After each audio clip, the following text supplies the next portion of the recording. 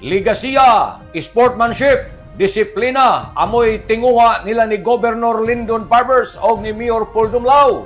Kusog disiplina sa nan pagtambayayog para sa ato mga atleta, ini amoy tagluwatan na pamahayag ni Provincial Governor Lyndon Barbers human taghisgutan ang tagpaygadyon na ikatuyo na quarterly meeting sa Provincial School Board ning atong lalawigan netong miaging adlaw.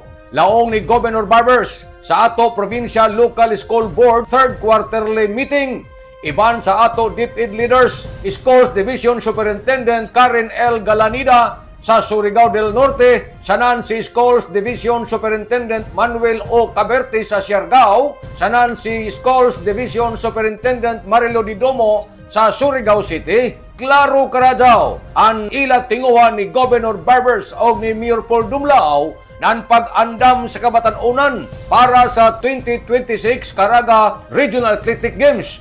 Subay ni ini, mato ni Governor Barbers kaiban nato ang plano sanan koordinasyon na sila si City Mayor Pablo Ebs Dumlao II, City Vice Mayor Alfonso Pons Casura, Board Member Tote Catri Jr., sanan si City Councilor Carl Dwin A. Casura, Lujo. Sa ila mga pagtinabangay, isara ini ang ila mga taga-paningkamutan ang pagtukod ng legacy of sportsmanship, disiplina sa nan kalampusan para sa ato mga student athletes.